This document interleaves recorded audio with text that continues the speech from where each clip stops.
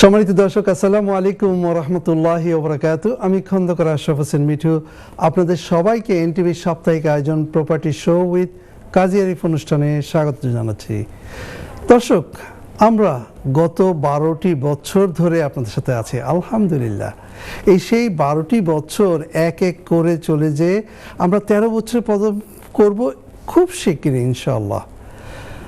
এই 12 বছরে দর্শক আমরা যে আপনাদের সাথে ছিলাম তা নয়, আমরা সবসময় চেষ্টা করি আপনাদেরকে বিভিন্নভাবে ইনফরমেশন দেওয়ার জন্য, এবং তার একটা মাধ্যম হলো যে আমরা এই সমাজের এই কমিউনিটির যারা লার্নেড স্কলার এবং যে বিষয়ে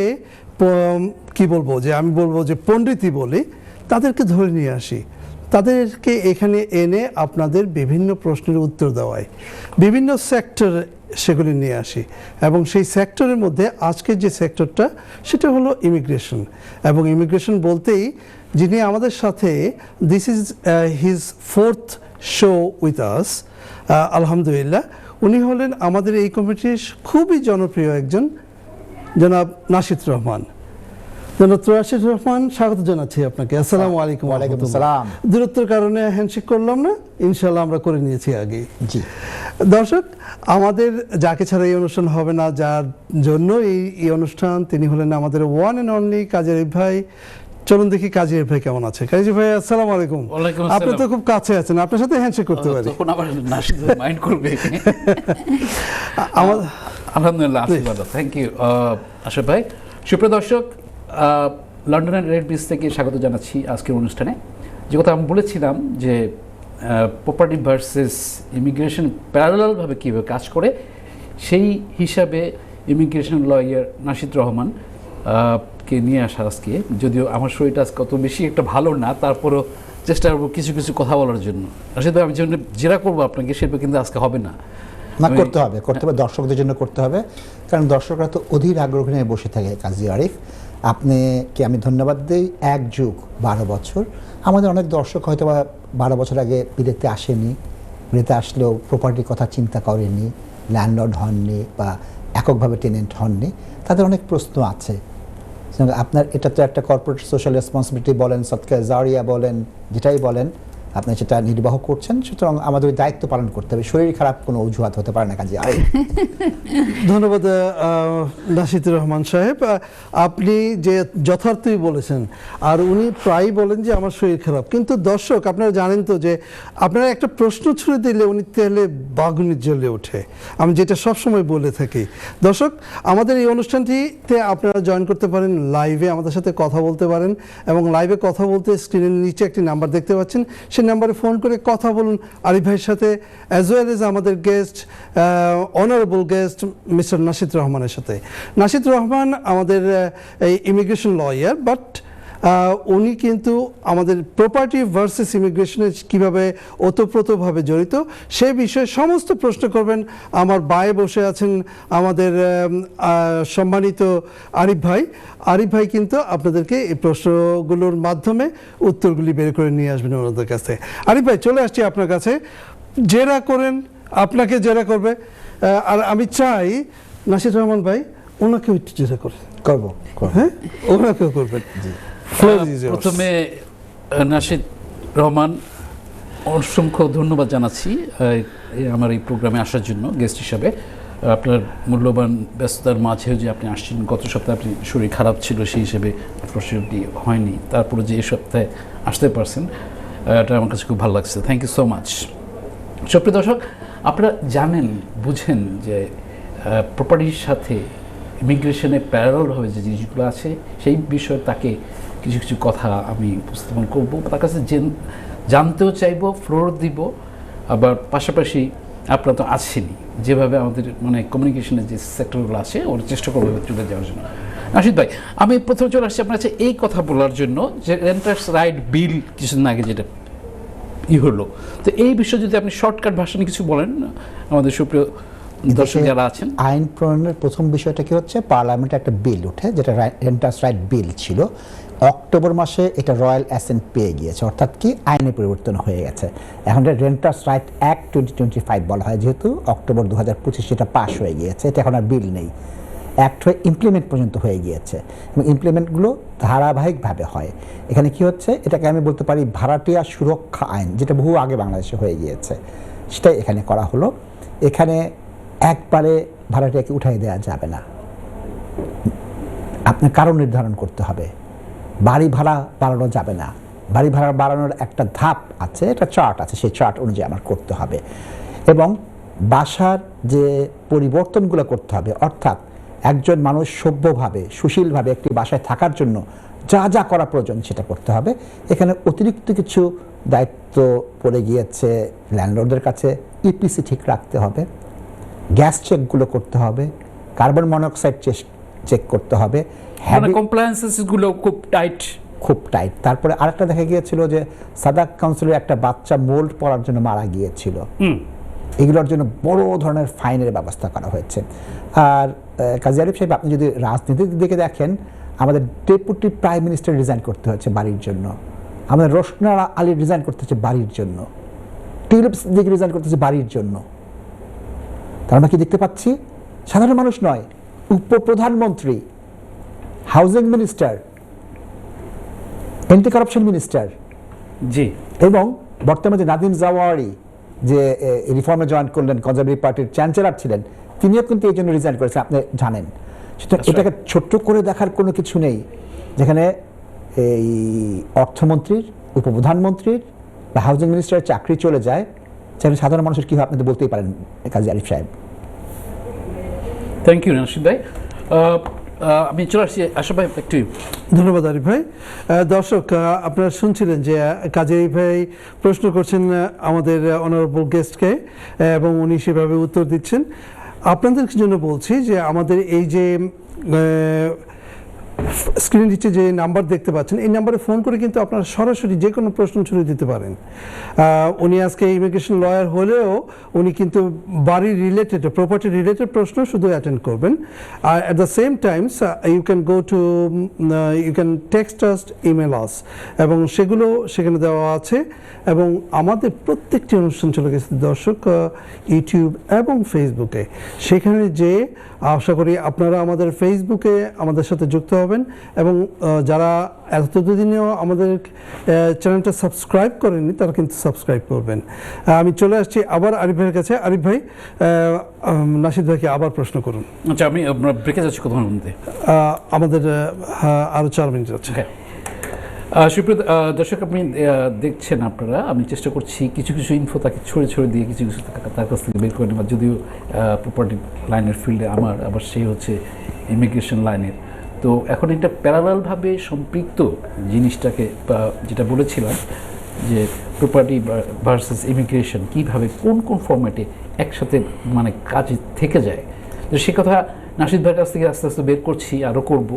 তো তারপরেও আমি আসছি নাশিদ ভাই আপনার কাছে আবার অ্যাগেন, থ্যাংক ইউ। রেন্টার্স রাইটের অ্যাক্টের আরেকটু কিছু বলবেন? আমি যদি জি, এটা কি হলো, 2012 সালে 13 মে হোস্টেল ইমিগ্রেশন পলিসি শুরু করেন। তিনি কি করেন, যদি অনিবন্ধিত অভিবাসী কেউ বাসায় থাকে তাকে ফাইন করা হবে। সেই ফাইনের যে ধারাবাহিকতা, সেই ধারাবাহিকতায় কি হয়, ভাড়াটিয়াদের অবস্থা খুব খারাপ হয়ে যায়। তখন লেবার পার্টি বিরোধী দলে তারা বলে আমরা রেন্টার্স রাইট করব।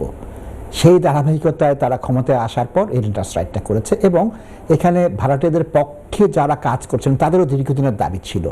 কারণ কি, এই দেশে আমরা দেখতে পেয়েছি যে ধনাঢ্য যে শ্রেণী আছে, যে কোনো পেশার, তারা কি করে, সেকেন্ড একটা বাড়ি কেনে। এর থেকে বড় ধনাঢ্য ব্যক্তিদের অ্যাসোসিয়েশন নেই।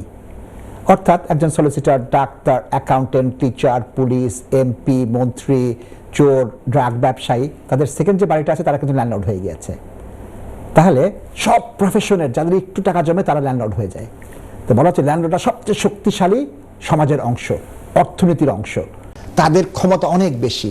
এই ক্ষমতা থেকে দুর্বল ভাড়াটিয়াকে রক্ষা করার জন্য রেন্টার্স রাইট করা আছে কাজী আরিফ। ধন্যবাদ নাসির রহমান সাহেব। আমরা ছোট্ট একটি ব্রেকে যাব, ব্রেক থেকে এসে আবার আপনার সাথে কথা বলবো। দর্শক, আমাদের সময় হলো ছোট্ট একটি ব্রেকে, এবং ব্রেক থেকে এসে আপনাদের সাথে কথা বলবো। ততক্ষণে আপনারা আপনাদের প্রশ্নগুলো রেডি করুন। হতে পারেন আপনি ল্যান্ডলর্ড অথবা টেনেন্টের প্রশ্ন থাকতেই পারে, আর প্রশ্ন ছেড়ে দিন তাদের কাছে। ধন্যবাদ, কোথাও যাবেন না, সাথেই থাকুন। সম্মানিত দর্শক, ছোট্ট একটি ব্রেকের পর আবার চলে আসলাম আপনাদের প্রপার্টি বিষয়ক প্রিয় অনুষ্ঠান প্রপার্টি শো উইথ কাজী আরিফ। দর্শক, কথা বলছিলাম আমাদের দুইজন বিজ্ঞ মানুষের সাথে। একজন হলেন আমাদের প্রপার্টি স্পেশালিস্ট, আরেকজন হলেন আমাদের লয়ার স্পেশালিস্ট। এবং প্রপার্টি ভার্সেস ল, মাঝখানে আমি স্যান্ডউইচ, বাট স্যান্ডউইচ হব না, তাদের কথা শুনতে যাচ্ছি আমরা। আরিফ ভাই, যতই বলেন আপনার শরীর খারাপ, কোনো কথা শুনতে যাচ্ছি না। সুন্দর সুন্দর প্রশ্ন করেন, না হলে কিন্তু উনি আপনাকে জানা শুরু করে দিবে। No problem. এখন তাহলে বাগুন নাসিদ ভাই, হ্যাঁ, যে কথাগুলো ব্রেকে যাওয়ার আগে আপনি ফিনিশ করতে পারেন, এটা চলে আসি। দর্শকদের একটা কথা বলে রাখা দরকার, কাজী আরিফ এবং আমরা ঢাকা কলেজের সহপাঠী। যখন আমাকে অনারেবল বলে, ভাই বলে, সাহেব বলে, বুঝি না মানে কোথায় আসছি, কি কথা বলছি, এক নম্বর। দ্বিতীয়ত হচ্ছে যে সব সহপাঠী তো সমান না, দীর্ঘদিনের অন্তরঙ্গ সহপাঠী। বিলেতেও আমরা একই সময় এসেছি, এক সময় এক জায়গায় কাজ করেছি, তার ফলে সম্পর্কটা অন্যরকম। এবং আমি খুব কাছ থেকে কাজী আরিফের যে পেশাগত জীবন সেটাকে জানি, এবং সেটার সাথে কোনো কোনো সময় গিয়েছি, তার অফিসে গিয়েছি, বা বিভিন্ন কাজে আমাদের অন্তরঙ্গতা হয়। তো আমি দেখেছি ওনার পেশাজীবিত্বের স্তরটা কোন জায়গায়। তো সেখানে আমি যেটা বলতে চাই, এখানে আমরা দুটো জিনিস দেখি। আপনারা যদি দেখেন, ইমিগ্রেশন এবং যদি রেন্টাস রাইট বলি, দুটো কিন্তু একদম এক। এই দেশে একজন ব্যক্তি প্রথমে আসার পর ইমিগ্রেন্ট থাকেন, লিফট রিমেনে থাকেন, ইনডেফিনিট লিফট রিমেন পান, তারপরে পিটিশন। ঠিক একইভাবে এই দেশে এসে কেউ বাড়ি কিনে না, প্রথম দিন বাড়ি কিনে না, শেয়ারে থাকেন, লজার থাকেন, স্টুডিও ফ্ল্যাটে থাকেন, হোস্টেলে থাকেন, তারপরে আস্তে আস্তে একটা বাড়ি নেন, তারপরে অনেক দিন চিন্তা ভাবনা করে তারপরে বাড়িটা কেনেন। সেখানে কাজী আরিফের মতো লোকদের প্রয়োজন কোথায়? প্রথমে ভাড়া বাসার জন্য দরকার, সেই ভাড়া বাসাটা হতে পারে শেয়ারের ভাড়া বাসা, এককভাবে ভাড়া বাসা, পরে বাড়ি কেনাটা। এখন এই যে যাত্রাটা, ইমিগ্রেন্টরা ব্রিটিশ হওয়ার পর সম্ভবত বেশিরভাগই বাড়ি কেনেন। সেখানে দেখা যাচ্ছে ইমিগ্রেন্ট যারা আছেন তারা কিন্তু বেশিরভাগ সময় ভাড়াটিয়া বা রেন্টার্স হন। সুতরাং তারা যেমন তাদের নিজস্ব অধিকার জানেন না অ্যাজ এ ইমিগ্রেন্ট, তারা তাদের অধিকার জানেন না ভাড়াটিয়া হিসাবে। সেই অধিকারটা নিশ্চিত করার জন্য, সুরক্ষা দেওয়ার জন্য রেন্টার্স রাইট বিলটা এসেছে। কিন্তু দুঃখজনক হলেও সত্য, বেশিরভাগ ভাড়াটিয়া তাদের অধিকার সম্পর্কে ওয়াকিবহাল নন। কাজী আরিফ, আমি প্রথমেই বলবো, আমাদের ভাড়াটিয়ারা সবচেয়ে ভয়ঙ্কর ভয়টা করে টেলিফোনে কথা বলে, প্রমাণটা রাখেন না, ইমেল করেন না, চিঠি দেন না, বা তার সাথে করসপন্ডেন্স করলে সেটা ইগনোর করেন। ভাড়া দিতে পারছেন না, আপনি বলেন আমার অসুবিধা হচ্ছে, মালিক শুনতে বাধ্য। কারো স্ত্রী প্রেগনেন্ট, তিনি কাজে যেতে পারেননি, কেউ অসুস্থ, তিনি ভাড়া দিতে 5 দিন দেরি হচ্ছে, রিজনেবল কজ জানায় না। তাদের যে অধিকার আছে তারা ওয়াকিবহাল নন। আমার বয়লার নষ্ট হয়েছে, আমি 17 বার ফোন করছি, সে আসেনি, প্রমাণ নেই, তার অধিকার সুরক্ষা হবে না। আমি বলছি না সব ল্যান্ডলর্ড খারাপ, প্রচুর ভালো ল্যান্ডলর্ড আছে, প্রচুর খারাপ ভাড়াটিয়া আছে, দুদিকেই ভালো ভাড়াটিয়া, ভালো ল্যান্ডলর্ড আছে, খারাপ ভাড়াটিয়া, খারাপ ল্যান্ডলর্ড আছে, প্রচুর ভাড়াটিয়া। কাজী আরিফ, এজেন্সিও তো আছে এরকম ধরনের। না, এজেন্সিটা আমি পরে আসতেছি। আচ্ছা, কি হচ্ছে, আজকে ল্যান্ডলর্ডের একটি অসুবিধা, বাড়ি ভাঙচুর করে চলে গিয়েছে, ভাড়া দেয়নি, 1 বছর ধরে ভাড়াটা পাচ্ছি না, ঝুলাই রাখতেছে। সুতরাং এজেন্সির এক্ষেত্রে বেশিরভাগ কি হচ্ছে, অনেক অনিবন্ধিত এজেন্সি আছে, অনেক এজেন্সি ভাড়াটিয়া এবং ল্যান্ডলর্ডের মধ্যে গন্ডগোল তৈরি করছে, দায়িত্বভার অর্পণ করছে না কাজী আরিফ। সবাইকে আমি বলবো না যে আপনার মতো দায়িত্ব নিয়ে কাজ করছে। সুতরাং একটা ভাড়াটিয়া একটা খারাপ এজেন্সির কাছে গেছে, তার অর্থ এই না যে ল্যান্ডলর্ড খারাপ, ওই এজেন্সির জন্য ল্যান্ডলর্ডের বদনাম হয়ে যাচ্ছে। এবং কি, ভাড়াটিয়া তার দায়িত্ব করছেন না, ডকুমেন্ট রাখছেন না, তাকে যে অধিকারটা দেওয়া আছে, অধিকারটা কিন্তু আকাশ থেকে আসে না, নাজেল হয় না, সে অধিকারটা আপনার বাস্তবায়ন করতে হবে। সেই বাস্তবায়নের ক্ষেত্রে ভাড়াটিয়ারা যখন তাদের দায়িত্বটা বুঝেন না, কমন সেন্স, কাজে এটা কিন্তু আইন না, কমন সেন্স। আমি খন্দকার আশরাফকে আর কাজী আরিফ অত্যন্ত বিশ্বাস করে 50,000 দিলাম, কেন কাগজ লাগবে? আমার ধর্ম বলেছে কাগজ লাগবে, আমার সমাজ বলে কাগজ লাগবে, আইনে বলে কাগজ লাগবে। যখন ওই কাগজটা থাকবে না, রেন্টার্স রাইট অ্যাক্ট কি বিল কি কিছুই কাটতে পারলাম আরিফ সাহেব। দুঃখটাই আমরা হাজার বললেও আমাদের ইমিগ্রেন্টরা যেমন কাজ রাখেন না, কাগজ একটু দুর্বল হন, ভাড়াটিয়ার ক্ষেত্রে একই জিনিস। কিন্তু বাড়ি কেনার সময় তারা আবার মাস্টার হয়ে যায়, পেস্লিপ বুঝে ভোটার জিনিস ব্রিটিশ হয়ে গেছে, টাকা হয়ে গেছে। সুন্দর কথা বলছেন। হ্যাঁ, সুপ্রিয় দর্শক, আমি চেষ্টা করছি কিছু কিছু জিনিস তার কাছ থেকে বের করে এনে করা। আপনারা এর মধ্যে ইমেল করছেন, ট্যাক্সও দেখছি, আমি এগুলো পড়ে আসবো। এখন আবার চলে আসবো আশাবের কাছে। ব্যাক টু ইউ আশা ভাই। ধন্যবাদ আরিফ ভাই। দর্শক সুন্দরভাবে বুঝিয়ে দিয়েছিলেন আমাদের খুব কাছের এবং আমাদের খুব প্রিয় নাশিদুর রহমান ভাই। আশা করি আপনারা বুঝতে পারছেন, এবং আপনাদের যদি কোনো প্রশ্ন থাকে দর্শক, স্ক্রিনের নিচে যে নাম্বারটি দেখতে পাচ্ছেন সেই নাম্বারে ফোন করুন, ফোন করে কথা বলুন আমাদের দুইজন বিজ্ঞ লোকের সাথে, বিভিন্ন জিনিস বের করে নিয়ে আসুন। অনেকে অনেক ধরনের সমস্যায় আছেন, বলতে চান না, কিন্তু আপনারা টেক্সট করুন, অবশ্যই আসবো। আমি চলে যাচ্ছি আরিফ ভাইয়ের কাছে, দেখি আরিফ ভাইয়ের পরবর্তী কি দিচ্ছেন। থ্যাংক ইউ আশা ভাই। সুপ্রিয় দর্শক, আপনারা দেখছেন আমাদের আমরা এভাবে ডিজাইন করেছি। আমাদের বিশিষ্ট লয়ার আসছেন এখানে, তার কাছ থেকে ভিন্ন ভিন্ন কথা বের করার প্রেক্ষাপটে এখন আমি চলে আসবো নাশিদ ভাইয়ের কাছে। সরি নাশিদ ভাই, কিছুক্ষণ আগে যদি বলা হয়েছে ওইভাবে ইন্টারন্যাশনাল ভাবে মানে সম্পরিচিত হচ্ছে, সেই হিসাবে ওগুলো একটু মেনটেন করছি আর কি। I don't mind। সেই ক্ষেত্রে আমরা বলতে গেলে আশা ভাই কিন্তু আবার সেম ব্যাচের। পরের পার্টটা আসছি এভাবে যে রাইট টু রেন্ট ইমিগ্রেশন এর প্রেক্ষাপটে আপনি একটু কিছু কিছু বলেন, তারপর আমি পার্টে করে আপনার কাছ থেকে আবার পার্ট করে আসবো। রাইট টু রেন্টের প্রথমে কি হচ্ছে, আপনাকে দেখাতে হবে আপনি এদেশে নিবন্ধিত অভিবাসী। এটার জন্য আইদার ই ভিসা দেখাতে হবে, অথবা রেসিডেন্সি পারমিট দেখাতে হবে, অ্যাসাইলাম করলে এআরসি কার্ড থাকতে হবে, ব্রিটিশ পাসপোর্ট থাকতে হবে, রাইট অফ অ্যাবোর্ড থাকতে হবে। মজার জিনিস যেটা করেছে, এখন শেয়ার কোডে অ্যাপ্লিকেশন পেন্ডিং থাকলে সেই জিনিসটা দেখাতে হচ্ছে, যার ফলে একজন ল্যান্ডলর্ডকে অলমোস্ট একজন ইমিগ্রেশন অফিসার বানিয়ে দেওয়া হয়েছে। তাহলে প্রতিটা ধাপে জানতে হবে একজন ব্যক্তি দেশে এসেছেন ছাত্র হিসাবে, প্রমাণ দিয়েছেন, কেয়ার ভিসায় গিয়েছে, প্রমাণ দিয়েছেন, তার লাইসেন্স চলে গিয়েছে, প্রমাণ দিতে হবে, লাইসেন্স চলে যাওয়ার পর তিনি অ্যাপ্লিকেশন করেছেন, প্রমাণ দিতে হবে, অ্যাপ্লিকেশন করার পর রিফিউজ হয়েছে, তিনি অ্যাপিল করেছেন, প্রমাণ দিতে হবে, সেই অ্যাপিল পেন্ডিং আছে, প্রমাণ দিতে হবে। তার ধারাবাহিকভাবে যে তিনি এদেশে আছেন এবং তার ইমিগ্রেশনটা এখনো বহাল আছে, বৈধ আছে, এটার প্রমাণ ল্যান্ডলর্ডে রাখতে হবে এবং ভাড়াটিয়ার এটা দিতে হবে। এখন কি হচ্ছে, ল্যান্ডলর্ড কিন্তু সবাই ওয়াকিবল হবে আমাদের ধারণা করাটা সঠিক নয়। এখন দেখা যাচ্ছে 16ই মার্চ 2024 তোমার ভিসা শেষ, তুমি এখনো বৈধভাবে কিভাবে আছো? কারণ আমি আবেদন করছি, এখনো হোম অফিস উত্তর দেয়নি। যতদিন উত্তর না দেবে ততদিন তো আমি বৈধ আছি। অসুবিধা কি হচ্ছে কাজী আরিফ সাহেব, আমার রিফিউজ হয়ে গেছে, আমি ল্যান্ডলর্ডকে জানাইনি। তো ল্যান্ডলর্ডের দায়িত্ব কি, প্রতি 3 মাস বা 6 মাস পর তোমার কি পেন্ডিং আছে, পেন্ডিং থাকলে আইনজীবীর চিঠি দাও, অথবা হোম অফিসের বা কোর্টের ডকুমেন্টটা দাও যে এটা এখনো পেন্ডিং আছে। ল্যান্ডলর্ডটা ফাইলে রাখলেন না, ফাইন দিতে হবে, এজেন্সি রাখলেন না, ফাইন দিতে হবে। অনেক ক্ষেত্রে এই জিনিসগুলো পার্সু করা হয় না, অনেক ক্ষেত্রে ডকুমেন্টেশন রাখা হয় না। এখন আমরা যারা আইনজীবী আছে, আমরাই হিমশিম খেয়ে যাই 6 মাস পর রিমাইন্ডার দিতে। তাই আমি কেন আশা করবো একজন এজেন্ট, একজন ল্যান্ডলর্ড এই জিনিসগুলো বুঝবেন এবং আপডেট রাখবেন। এটা হিউম্যান না, এটা তো রোবট।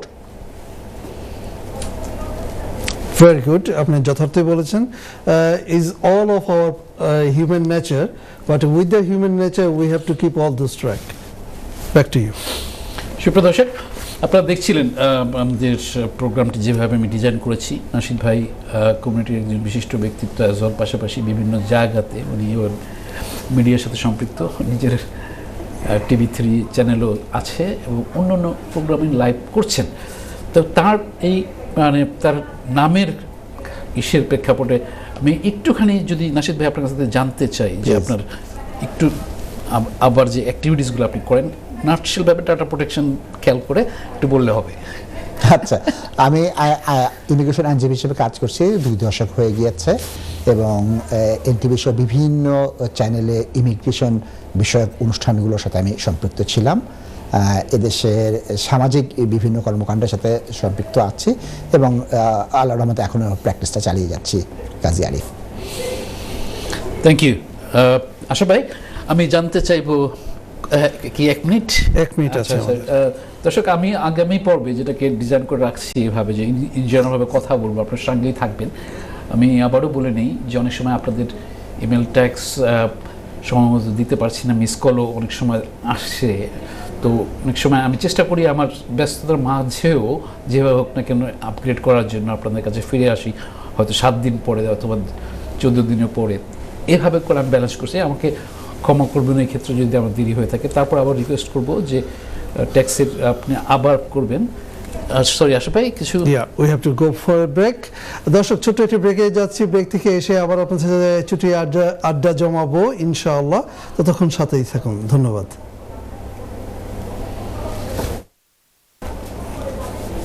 সম্মানিত দর্শক, ছোট্ট একটি ব্রেকের পর আবার চলে আসলাম আপনাদের প্রপার্টি বিষয়ক প্রিয় অনুষ্ঠান প্রপার্টি শো উইথ কাজী আরিফ।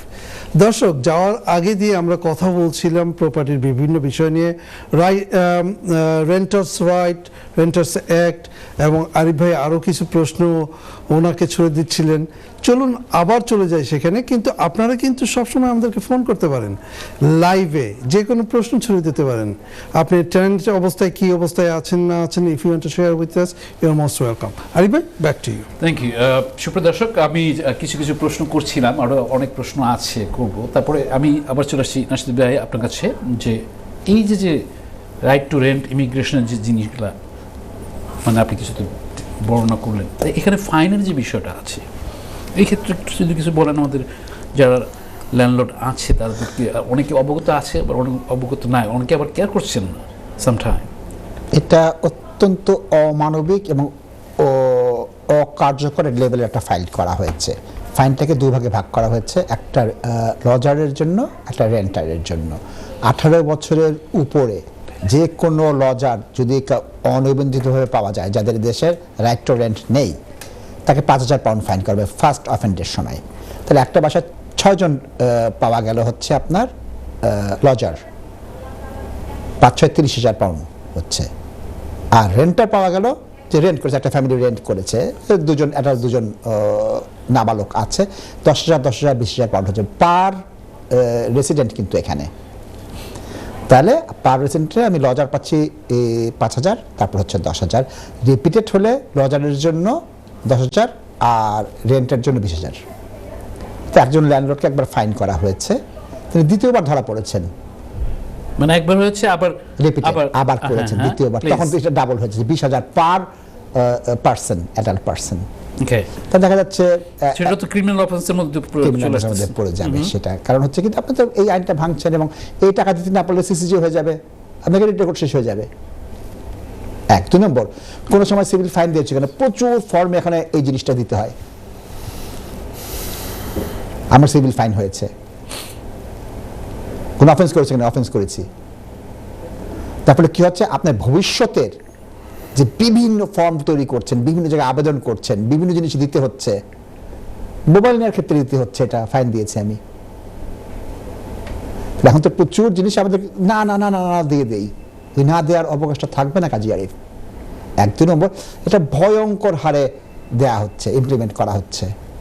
আমার মতো এটা অলমোস্ট টার্গেট করে ফেলা হয়েছে, যে আমরা ধরে নিলাম খন্দকার আশরাফকে একটা জায়গায় দায়িত্ব দেওয়া আছে, তার সঙ্গে 3 জন লোক আছে, তোমাদের বেতন তুলতে হবে, তারপরে এত টার্গেট, তাহলে তোমাদের বেতন কাটা যাবে অথবা বোনাস পাবা না। Very shameful that things. আমরা একটা কল নিয়ে নিচ্ছি, কল নিয়ে আবার চলে আসছি আপনাদের কাছে। কে আছে দর্শক দেখি? আসসালামু আলাইকুম। আসসালামু আলাইকুম ভাই। ওয়ালাইকুম আসসালাম ওয়া রাহমাতুল্লাহ। আপনি প্রশ্ন করুন ভাইয়া। আপনারা ভালো আছেন নাকি? আলহামদুলিল্লাহ, শুকর আলহামদুলিল্লাহ। ভাই, আমার একটা প্রশ্ন ছিল। আচ্ছা, আমি তো সেকেন্ড টাইম বায়া, জি, আমার স্ট্যাম্প ডিউটি কত লাগবে? কত হাজারের নিচে হইলে স্ট্যাম্প ডিউটি, আর কত হাজারের উপরে হইলে একটু জানাইবেন আমার। জি, থ্যাংক ইউ। শুনতে থাকুন, অবশ্যই আপনি প্রশ্নের উত্তর পাবেন। আরিফ ভাই। আমি নাশিদ ভাই, আপনি একটু আনসার করতে পারবেন? না, আমি স্ট্যাম্প ডিউটির কোনো ধারণা নেই আমার। সুপ্রিয় কলার, আপনি যে করেছেন সেকেন্ড টাইম আপনি যখন কিনতে যাচ্ছেন, স্টেবিলিটি ডিপেন্ড করবে আপনি কোন পরিমাণ দামের প্রপার্টি কিনছেন তার উপরে। কারণ এটার জন্য আসে কি মানে অনেক সময় চেঞ্জ হচ্ছে, গত বাজেটেও কিন্তু এই জিনিসটাকে অনেক রকম চেঞ্জ আসছে। আপনি কত দামের মধ্যে কিনছেন সেটা একটা ফ্যাক্টর। এখানে আপনি বাই টু লেটের মানে ক্যালকুলেটর একটা আছে, আপনি গুগল করে দেখতে পারেন যে বাই টু লেটের ক্ষেত্রে স্ট্যাম্পিং ল্যান্ড ট্যাক্স কতটুকু পর্যন্ত আপনাকে দিতে হবে। তো এটা হচ্ছে এরকম ধরেন ডাইরেক্ট এভাবে যদি বলা হয় তখন আমি হয়তো আপনাকে বলতে পারতাম, বাট তারপরে আপনাকে বলবো কাইন্ডলি একটু দেখে নেবেন গুগল করে buy to let calculator for second time প্রপার্টির জন্য। থ্যাংক ইউ সুন্দর করার জন্য, ধন্যবাদ। আশা ভাই, ব্যাক টু ইউ। ধন্যবাদ দর্শক। দর্শক, আমি যে কথা বলছিলাম যে আমাদের যে প্রত্যেকটি অনুষ্ঠান গত 12 বছর যতগুলো অনুষ্ঠান হয়েছে প্রত্যেকটি চলে গেছে ইউটিউব এবং ফেসবুকে। প্লিজ আমাদের বিভিন্ন এপিসোড বিভিন্ন টপিকস নিয়ে হয়, আপনারা কিন্তু যে কোনো টপিকসে আমরা পার্ট বাই পার্ট ইভেন আমরা দিয়ে থাকি, আপনারা কিন্তু সেখানে দেখতে পারেন। আর যারা আজকে অনুষ্ঠানটি আবার দেখতে চান, আমরা এভরি ফ্রাইডে 9:30 in the morning-এ আমরা কিন্তু এই এনটিভি থেকে এটা রিপিট করা হয়, আশা করি অবশ্যই দেখবেন। Back to you. Thank you. Nashid ভাই, আপনার কাছে চলে আসবে একটা, আমার কাছে একটা টেক্সট আসছে, সেটা বলা হয়েছে এখানে, what type of visa allowing to buy the property in UK. কি ধরনের ভিসা প্রয়োজন হয়? বিলেতে অবস্থানরত অনিবন্ধিত অভিবাসী, যাদেরকে ইলিগাল ইমিগ্রেন্ট বলে, আমি বলি অনিবন্ধিত অভিবাসী, তারা ব্যতিরিক্ত পৃথিবীর যে কেউ বিলেতে বাড়ি কিনতে পারবেন। আজ বাংলাদেশে বিত্তবান কেউ আছেন, হন্ডুরাসে আছেন, বুরুন্ডিতে আছেন, অথবা নিউ ইয়র্কে বসে আছেন, যিনি বৈধ আয়ের উৎস দেখাতে পারবেন, তিনি এদেশে বাড়ি কিনতে পারবেন। এদেশে রেসিডেন্ট হওয়ার প্রয়োজন নেই। এদেশে একজন স্টুডেন্ট বাড়ি কিনতে পারবেন যদি তিনি দিতে পারেন। প্রচুর স্টুডেন্ট আছেন বাবা মার পয়সায় বাড়ি কিনে থাকছেন, মিডল ইস্টের লোকরা থাকছে, বাংলাদেশের লোকও থাকছে, এমন না যে আপনি জানেন না, আপনারও এরকম আছে, ধনাঢ্য ব্যক্তির সন্তানরা থাকছে। এদেশে অ্যাসাইলাম করে রিফিউজি হিসেবে স্ট্যাটাসে আছে, তারা বাড়ি কিনছে। এদেশে প্রচুর কেয়ারার বাড়ি কিনছে। আমার চ্যানেল যে অনুষ্ঠান হতো মর্গেজের, সেখানে আমরা দেখতে পাচ্ছি কেয়ারারা বাড়ি কিনছে। এখানে হাজব্যান্ড ওয়াইফ দুজন এসেছে, 26 আপনার 52,000 পাউন্ডের চাকরি করছে, 5-7,000 পাউন্ড করেছে, উত্তর লন্ডন, উত্তর বিলেতে থাকছেন, নিউ ক্যাসেল, ব্ল্যাকপুল এইসব অঞ্চলে বাড়ি কিনছেন। তো বাড়ি কেনার ক্ষেত্রে এদেশে বৈধ তো থাকছে যে ওয়ার্ল্ড থেকে যে কেউ কিনতে পারছে, দ্যাটস ডিফারেন্ট থিং। আমি আপনার কাছে একটু স্পেসিফিক ভাবে ছাত্র কিনতে পারবে, যারা এখানে ভিসা আছে, মানে তারা কে কে কিনতে পারতেছে মর্গেজ সহ, মর্গেজ ছাড়া। ক্যাশ তো ডিফারেন্ট থিং। হ্যাঁ, ক্যাশ মর্গেজ সহ, যেটা হচ্ছে হাই স্ট্রিট ব্যাংক পাবেন না, কিছু কিছু ব্যাংক দিচ্ছে, যাদের ইন্টারেস্ট রেটটা বেশি হয়ে যাচ্ছে, সেক্ষেত্রে শর্ত সাপেক্ষে আপনি পাচ্ছেন, এটা না যে ওপেন মার্কেটে পাচ্ছেন। এবং ওখানে বেশিরভাগ জায়গায় দেখা যাচ্ছে মর্গেজ অ্যাডভাইজার এটা ম্যানেজ করে দিচ্ছে। দেখা যাচ্ছে যে আপনার তারা 4 পাচ্ছে, কেউ 4.5 পাচ্ছে, কেউ 5 পাচ্ছে, তারা 5 পাচ্ছে না, 5.5 প্রশ্নই আসে না, স্যালারি ইনটু 4 পাচ্ছে, তারা ব্যবস্থা করতেছে, তারা পাচ্ছে। কিন্তু জয়েন্ট নেম আবার জয়েন্ট নেমে পাচ্ছে, পাশাপাশি জয়েন্ট নেম পাচ্ছে, তখন আরো গ্রেডিংটা বাড়তেছে আর কি টাইম। এটা আমি যেটা মনে করি কাজী আরিফ, ডকুমেন্টেশন, যারা সাবধানী, যারা প্রথম থেকে এসে ভোটার লিস্ট দিয়েছে, কাউন্সিল ট্যাক্সে নাম ঢুকিয়ে দিয়েছে, যারা ক্রেডিট রেকর্ডটা ভালো করে ফেলেছে, তারা কিন্তু র্যাট রেসে এগিয়ে গিয়েছে। অনেকে এটা বুঝে না, অনেকে ব্যাংকে যে রিফিউজ হওয়ার পর আছে তখন কিন্তু অবস্থা খুব খারাপ হয়ে যায়। তো এই পার্টিকুলারলি এই পয়েন্টটা আমাদের দর্শকের উদ্দেশ্যে আপনার কি বলা থাকবে, সাজেশন কি থাকবে? এটা হচ্ছে যে এই দেশটা হচ্ছে কাগজের দেশ। আপনি যখন ভিসা নিয়েছেন, আপনার চেহারা কেউ দেখেনি, পাসপোর্ট দিয়েছেন, ডকুমেন্ট দিয়েছেন, সার্টিফিকেট দিয়েছেন, ইংলিশ সার্টিফিকেট দিয়েছেন, টিবিটের সার্টিফিকেট দিয়েছেন, একটা দিবেন না, ভিসা হবে না। এক্সটেনশন সময় ভিসা এক্সটেনশন হবে না। ঠিক এমনি এই দেশে বাড়ি কিনতে চাবেন, বাড়ি ভাড়া নিতে এখন একদম অবস্থা খারাপ হয়ে যাচ্ছে। প্রপার এজেন্সি বাড়ি ভাড়া দিচ্ছে না সব ডকুমেন্ট না হলে, কাজী আরিফ। মানে আমরা এজেন্সি হিসাবে এটা করতে হচ্ছে, কারণ কিন্তু যে ডকুমেন্টেশন করবে না, এদেশে দুর্বিষহ জীবন। 2 নম্বর হয়ে গেছে প্রযুক্তির উন্নয়নে বর্তমানে ডকুমেন্টেশন অত্যন্ত সহজলভ্য হয়ে যাচ্ছে। আজকে বেশিরভাগ ইউটিলিটি বিল আপনাকে পোস্টে পাঠায় না, ব্যাংক স্টেটমেন্ট পোস্টে পাঠায় না, বেশিরভাগ ইমেলে এজেন্সি আপনার এই ডকুমেন্টেশন চায়, তোমার শেয়ার কোড আপলোড করো, তোমার পাসপোর্ট আপলোড করো। তাহলে এজেন্সির যদি পোর্টাল আমি না বুঝি, আমি তো ভাড়াই পাবো না, বাড়ি কেন তো দূরের কথা, এখন অ্যাপসে হচ্ছে। অ্যাপসের প্রশ্ন না, কারণ যে ছাত্রটা পোর্টালের মাধ্যমে ভিসা করেছে সে তো পাসপোর্ট আপলোড করেছে। Yep. এখন তো আমি টাকা দিয়ে এজেন্টের মাধ্যমে থার্ড পার্টির মাধ্যমে করছি, আমি বুঝি নাই। এখানে ছাত্র হিসেবে এসে তো পড়াশোনা তোমার পোর্টালে করতে হচ্ছে বিশ্ববিদ্যালয়ে। এভরিথিং। হ্যাঁ, তাহলে তুমি কেন একটা বাড়ি ভাড়া নিতে পারবা না এবং ডকুমেন্টেশন কেন রাখবা না? সে জিপিতে রেজিস্টার করেনি, সে ব্যাংক অ্যাকাউন্ট করেনি, সে পাবে না কাজী আরিফ। আজকে একই সঙ্গে দুজন এসেছেন, তো যে এসে প্রথমে এই জিনিসগুলো করে ফেলেছেন তিনি এগিয়ে যাবেন। দ্বিতীয়ত হচ্ছে আমরা নেগলিজেন্ট, অবহেলা করি। চিঠি দিয়েছে, জবাব দেয় নেই, 5টা ডকুমেন্ট চেয়েছে, 2টা কেন হবে না, ইনশাল্লাহ মাশাআল্লাহ হয়ে যাবে।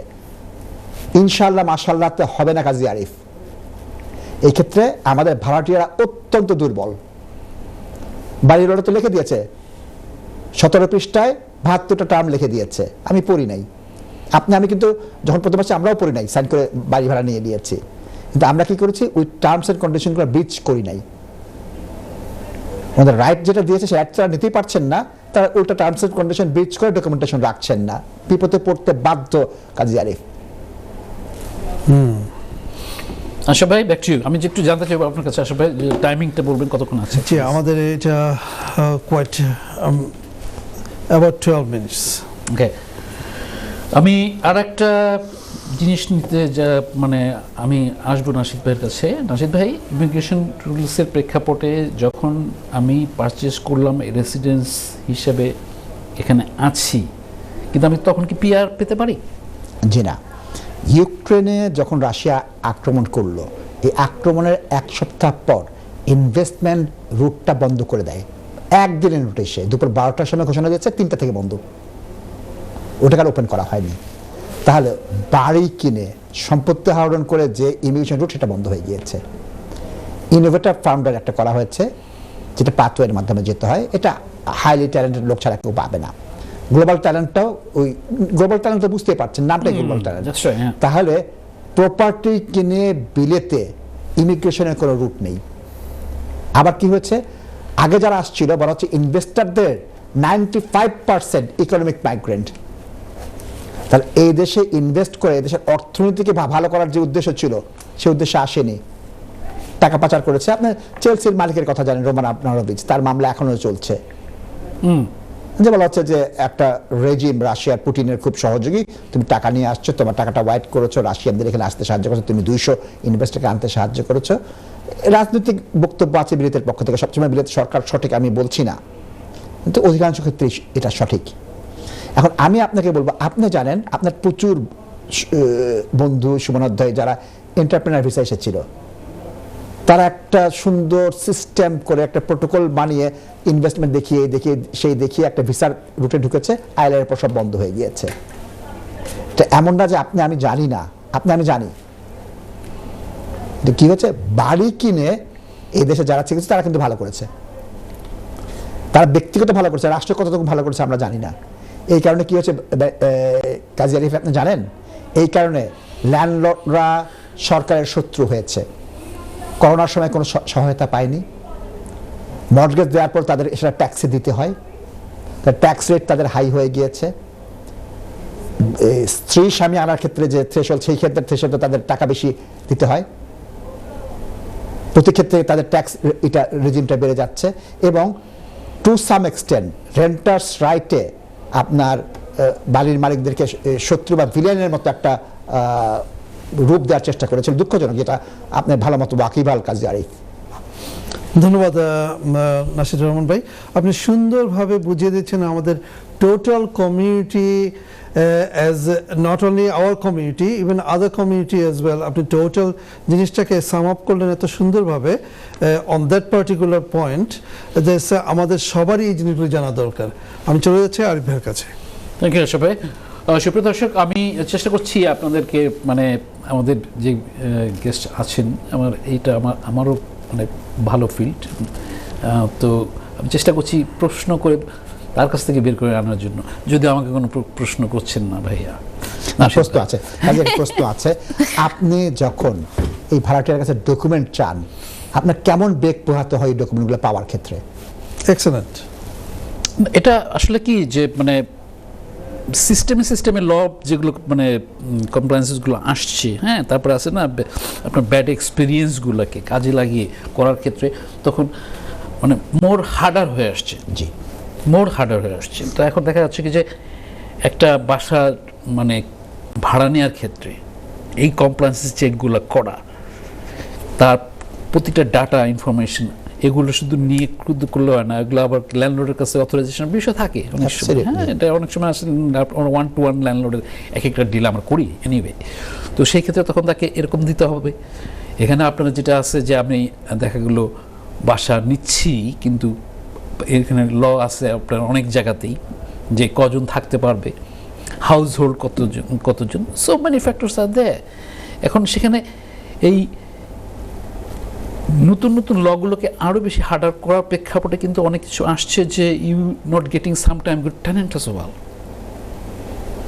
এখন যদি আপনার প্রাইস থাকে এরকম ধরনের, অনেক সময় পুশ থাকে ল্যান্ডলর্ডের কাছ থেকে, তো এগুলো আমরা অনেকভাবে অন্যরকম ফেস করি, তাই না? হার্ড, বাট তখন হচ্ছে কি যে নাও ডেজ ইজ লাইক ওই কিছুক্ষণ আগে যে কথা বলতেছিলেন যে সিস্টেমে এখন চলে আসছে অন্যরকম অনলাইনের যুগ বলেন, ডিজিটাল যুগের প্রেক্ষাপটে এই যে আপনার নামে সিসিজে আছে কি না, আমরা যখন টেনেন্টস কী বলে রেফারেন্স চেকগুলো করি কম্প্রিহেন্সিভ সব কিছু পেয়ে যাচ্ছি, ঠিক আছে। আবার দেখা যাচ্ছে কি যে এ পারছে না, আর একজন গ্যারান্টর হিসেবে আসছে পাশাপাশি সাইড বাই সাইড সাপোর্ট করার জন্য। তো সেই ক্ষেত্রে কিন্তু ওই গ্যারান্টরের পার্টটাকে কিন্তু ভালো করে চেক করতে হচ্ছে as a comprehensive credit check as well as. তো এখন এটা কোনো এজেন্সি এভাবে করছে, কোনো এজেন্সি করছে না, that's different thing. But sometime আসে যেটা নতুন যেটা ল মানে আসছে সেটা হচ্ছে এই ইনফরমেশন আইসিও যেটা, হ্যাঁ, এটা এখন ল্যান্ডলর্ডকে করতে হবে। ল্যান্ডলর্ড পার্সোনাল ডাটা যেহেতু রাখছেন, হ্যাঁ, ওটাকে তাকে মানে লিগ্যালভাবে করতে হচ্ছে। মানে এখন দেখা যাচ্ছে কি যে আপনি এজেন্সি আছে একরকম, আর অনেক ল্যান্ডলর্ড আছেন যারা নিজে নিজে ম্যানেজ করছেন, অনেক কিছুই জানেন না, যে নিজে নিজে ম্যানেজ করছেন। তখন দেখা তখন পরে যখন সাফার করছেন কোনো ক্ষেত্রে, তখন দেখা যাচ্ছে কি যে উনি বুঝতে পারছেন। আবার অনেকে দেখেও আমার অনেক কিছু করছেন না, সেটা variety type of things are around there. একটি প্রশ্ন করবো আপনাকে, এটা ব্যক্তিগত অভিজ্ঞতা থেকে বলছি। এক পরিচিত বেশ কয়েকটা বাড়ির মালিক, সে বলছো আমার কোনো অধিকার নেই, কেন আমি টিএসএস রাখতে চাই না, আমি স্টিরিও পেন বা কালো রাখতে চাই না, আইনে আমাকে আটকায় দিচ্ছে, আমি নো টিএসএস বলতে পারবো না, আমি স্টিরিও বা কালো লোক নিতে পারবো না, আমি বলতে পারবো না, আমাকে যে আসবে তাকে নিতে হবে। এখন আগে তো এই ধরনের না বলতে পারতো, আইনে তো এটাকে নিষিদ্ধ করে দেওয়া হয়েছে, এবং এটা করলে বাড়ির মালিকেরও ফাইন হবে। এই অসুবিধাটা আপনারা কিভাবে উত্তরণ করেন যখন একটা বাড়ি পাচ্ছেন, মালিক বলছে আমি একে দিব না, ওকে দিব না, আপনি এটাকে কিভাবে অ্যাড্রেস করেন? কাজে এটা খুব কঠিন, খুবই কঠিন জিনিস। আপনার অনেক সময় মানে ওই এই বিষয়টা খুব সাফার করি ডিফারেন্ট অ্যাঙ্গেল। কারণ কি আস্তে আপনি যে কথা বলছেন যে ডিএসএস নিতে পারবে না, ডিএসএস হলে আবার যখন অ্যালাউ করছে গ্যারান্টার থাকতে হবে, জি, সেই গ্যারান্টার সাথে কি সম্পর্ক, জি, টেনেন্সি এগ্রিমেন্ট কজনের নামে আছে, জি, এই ধাপগুলো যে কত কঠিন টেকনিক্যাল, বিলিভ মি। অ্যাবসলিউটলি, এটা জানতে চাচ্ছি। আমরা মানে আমি ফেস করতেছি এই 22 বছরে এই প্রপার্টি লাইনের বিজনেসে এসে আমি এই জিনিসগুলো খেয়াল করছি। এভাবে আমরা বাঙালিরা কোনো সময় বলি যে বাংলা দিব না, কালো দিব না, সাদা দিব না, চলে আসতেছে। না না, বাঙালির মধ্যে ভাগ আছে, সিল্কি দিব না, নন সিল্কি দিব না, ইউরোপিয়ান দিব না, ইটালিয়ান দিব না, কত নকতা আছে আল্লাহ জানে। এটা আছে। এখন ব্যাপার হচ্ছে কি যে আপনাকে তো ওই ফরম্যাটে লিগ্যাল ভাবে থেকে তো আপনাকে করতে হচ্ছে। না, আমার প্রশ্ন হচ্ছে আপনি এটা উত্তরণ করেন কিভাবে? এটা অনেক কঠিন, এটা অনেক কঠিন, কঠিন কাজ, কঠিন কাজ। বিশেষ করে এটা বিদেশিরা মানতে বাধ্য, আইন মানতে তো বাধ্য, আইন মানতে বাধ্য। কিন্তু আপনি ব্যাপার হচ্ছে কিছু তখন হচ্ছে কি যে আপনার ইনভেস্টর বা প্রেশার থাকতেছে ল্যান্ডলর্ডের কাছ থেকে। এখন আপনি বাঙালির কথা বাদ দিন, বিদেশি যেসব ল্যান্ডলর্ড আছে তারাও তো বলে দিচ্ছে এরকম ভাবে যে you have to do that, this that, করতে পারবা না। তখন তাকে বলা হচ্ছে ইন ফ্রেমে। এখন আমি তো, আপনি আসলেন অথবা আমি আসলাম ওই জায়গায় মানে একজন টেনেন্ট হিসেবে নেওয়ার জন্য, না না ডাটা এটা তো হবে না। যেভাবে চলছে আমাদের মনে হয় আজকে সারা রাত চলে যাবে, কেননা দর্শক খুব সুন্দরভাবে, আমাদের সাথে একজন দর্শক রয়েছেন, দেখি কে আছেন, আশা করি ওনার লাইনটা কেটে যায়নি। আসসালামু আলাইকুম দর্শক। আর ড্রপ হয়ে গেছে। আরিফ ভাই খুব সুন্দরভাবে বুঝিয়ে দিয়েছেন। আমার প্রশ্নটা ছিল সেটাই, উনি যেটা করে ফেলেছেন, কেননা আমি চাচ্ছিলাম যে how do you balance up this things. না, ব্যালেন্স আপটা আর একটা প্রশ্ন আসি। আপনি বলেছেন যে প্রায় 2 যুগ হতে চললো, 22 বছর আপনি এই পেশাতে আছেন, আপনি যদি ধরে নেওয়া হয় যে আপনার প্রথম মিলিনিয়ামের পর যখন ব্যবসা শুরু করলেন, হ্যাঁ সরি মিলেনিয়ামের পর আচ্ছা আচ্ছা হ্যাঁ হ্যাঁ আর আর্লি 2000-এ শুরু করলেন আপনি, সেই সময় আর বর্তমান অবস্থাকে কিভাবে তুলনা করবেন আপনি? না, অনেক ভেরি গুড। অনেক ডিফারেন্ট। যে কথা বলছিলাম না যে ব্যাড এক্সপিরিয়েন্সকেও কিন্তু এক্সপিরিয়েন্স কার্যকরী করতে হচ্ছে। ল চেঞ্জিংয়ের, কমপ্লায়েন্সের, এগুলো যেভাবে আসে সব দিকে গ্রেড করা মানে ইজ রিয়েলি টাফ। বাট আধুনিক যুগে মানে ডিজিটাল যুগে অনেক কিছু আবার সহজ হয়েছে ইন ডিফারেন্ট অ্যাঙ্গলে। যেটা ওই যে কিছুক্ষণ আগে বলতেছিলাম যে ল্যান্ডলর্ডের কথা শুনতে হচ্ছে কিছু ক্ষেত্রে, I have no options sometime in a different অ্যাঙ্গলে। নাহলে আপনার কী হয়ে যাবে, সেটা হচ্ছে কি যে আপনি হয়ে যাচ্ছেন একটা ডিফারেন্ট, মানে কী বলে এটাকে, হেডে আসছে না, বাট মানে জিনিসটা হচ্ছে এভাবে যে আপনি তো রাখতে হবে ল্যান্ডলর্ডকে, আবার একটা অপশন আপনার হলো না, আপনি অপশন 2, 3 অনেক সময় আছে যে একটা প্রপার্টির ক্ষেত্রেই কিন্তু কয়েকটা লাইনড আপ চলে আসছে, টেনেন্ট মানে অফার করে আসছে।